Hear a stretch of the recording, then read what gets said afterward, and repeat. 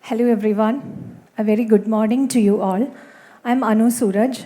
I'm a trauma-informed therapist and I'm an advocate for child rights and safety, and I'm also a child right and safety educator for the past 13 years. Today, I would like you all to reflect on something. I would like to put a question forward.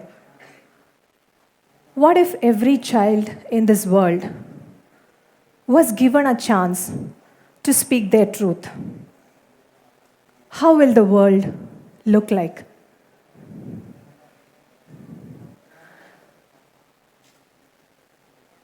Imagine yourself as a child, trapped in silence, unable to speak out about the abuse that has been silently shattering your world. Imagine yourself as a child, summoning all your might and strength, going and confiding it to a person whom you thought you had trusted, a person in power and authority who could speak up for you, and then telling you that it's all in your head. Snap out of it. Shh, shh.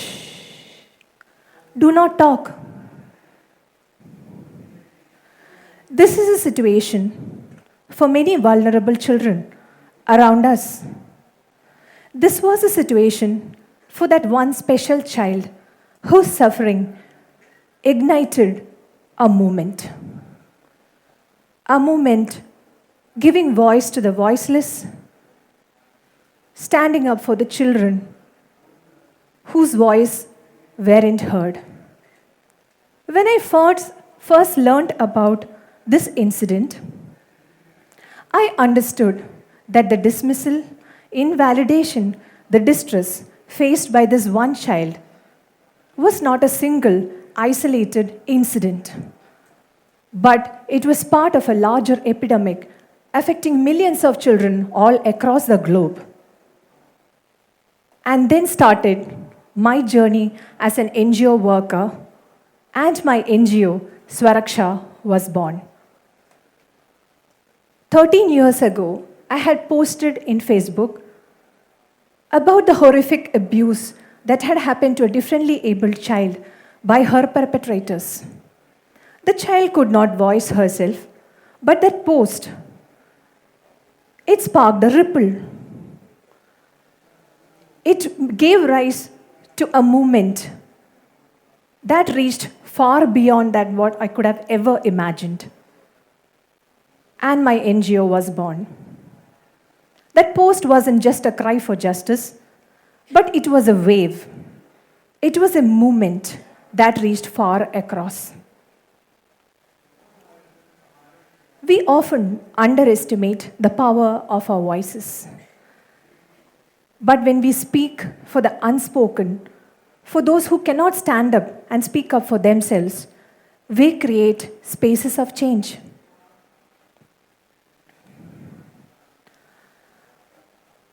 Now, Protection of Children from Sexual Offences Act, POCSO, is the only active child protection legislation which is available in our country related to child sexual abuse. But the reporting has not happened very nicely because of the overburdened nature of the courts and because of the stigmatization of reporting of child sexual abuse. United Nations Convention on Child Rights have placed certain rights centered around the emotional well-being of the child. The first one being every child having the right to emotionally express themselves without being prejudiced, without being put to shame, without being blamed, without being questioned. Every child has a right to quality education and health care without bias, bullying, and being prejudiced or discriminated. Every child has a right to access to mental health care when they feel psychologically and emotionally distressed. When we speak about mental health, we need to speak about trauma, because trauma lasts a lifetime. Trauma leaves an indelible mark on the body and the mind. Trauma-informed advocacy is not about soothing the immediate effects of trauma. It is about how it affects the child's mind, body, and behavior. Therefore, trauma-informed advocacy uses a bottom-up approach. I have had parents coming in and unknowingly revealing their children's trauma, unknowingly knowing the extent of the child's trauma. I have had parents coming and telling me, "Ma'am, the children do not know what's happening in this room. They do not know the aggression effects. They do not see the violence because they are locked up in the other room." But the children, on the other hand, when given a safe space, have confided in me that they are all curled up like a ball. They go into a womb-like position like this as a coping mechanism. The physical manifestation of trauma is unfathomable. And this happens not just to the children, but also to the adults. I have a 60-year-old Amma who is coming to my clinic. She suffers from autoimmune disease, which is a somatic experience as a result of the trauma she endured as a child.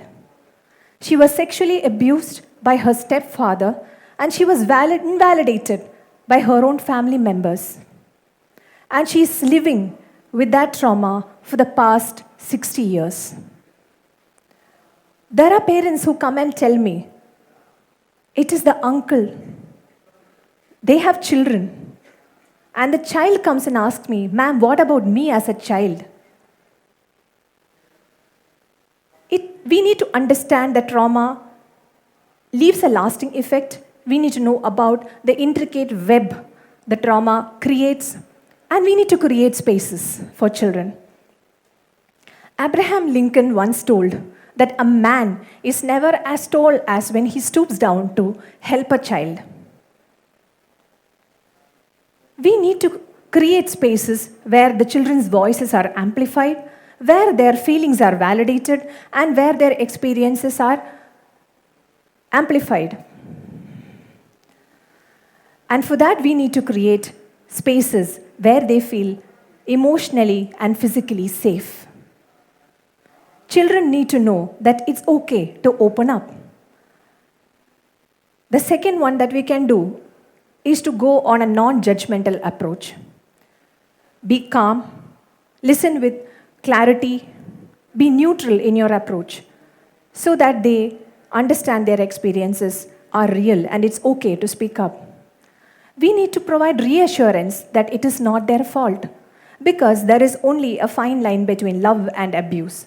A child may be in a state of shock, denial, a child may be frozen, a child may not know what's happening. A child may feel uncomfortable or dirty and may not be able to say this. When a child shares a very sensitive information about a traumatic experience they have had, such as an abuse or neglect, it is called a disclosure. Are we ready to handle disclosures? What are the simple things that we can do in case a child discloses? Validation provides the healing. That is the mantra. So how do you validate a child? You say that, "Oh, that sounds distressing. That can be so tough. I hear you." These are sentences that are very helpful for the child. And you saying, "It's fine. It's okay. Don't cry." No, it's not fine. It's not okay. This dismisses their feelings and they internalize the shame and guilt that is associated with the trauma. So the minimum thing that a person can do is to validate and acknowledge a child's emotions. Provide spaces for healing. If you are not able to help and support, you do not know, you do not have the expertise, you tell them that clearly and honestly. "Listen, I'll bring someone to you who has the expertise to deal with this." This is how you validate a child. Now, when we speak about validation, disclosure, and trauma, we also need to talk about prevention. Prevention starts from our homes. I hope you will agree with that. So how do we create spaces for preventing it from home? Prevention begins during the early stages of childhood when the bond between the child and the parent is established. The bond and the love the child shares with the parent forms a basis in which the child will see themselves and all the world around us. So the foundation need to be built very strong. We need to inculcate in our everyday practices to honor each other's feeling, to respect each other's privacy, to draw boundaries, and to have appropriate, age-appropriate conversation on consent, safety, privacy, private parts, and boundaries. If a child is in conflict with a peer, then that's the time, that's a teachable moment you use in your life, everyday life, to teach the child how to be assertive, how to react with empathy, and how to manage the conflict. That's a simple everyday lesson we can do in our homes. Talk about privacy and private parts to your children, age appropriately. Abuse knows no boundaries, no barriers, no caste, no religion, no age. Hence, we need to start from our own homes, from the grassroots levels. And now we are speaking about prevention. We need to talk that it's not limited to our homes alone. It has to be extended to the society and to the community. How do we do that? We have the future change makers present here. We have community builders among us. We have professors, we have teachers, we have students. We have many professionals. So how can we work together and build a community that is empathetic to the child's struggles, that acknowledges and validates a child, and does not dismiss or silence the child nor her voice? The ripple never ends. In our journey, for the past 13 years, we have realized that no change happens alone or overnight. When we collectively voice, it gets amplified and it gets heard. The ripple continues. Every time we stand up for the voiceless, we speak up for the downtrodden, the vulnerable, and the less marginalized, we create a ripple. Every time a person joins the movement, the ripple is multiplied. I invite you today to create a small ripple of your own. It can be anything. And inspire to create a world where every child's struggle is seen with empathy, understanding, love, and care, to make sure they are not invalidated or silenced or dismissed. And we provide healing spaces. Let's create a future that is safe and happy for the children and for all. Thank you so much.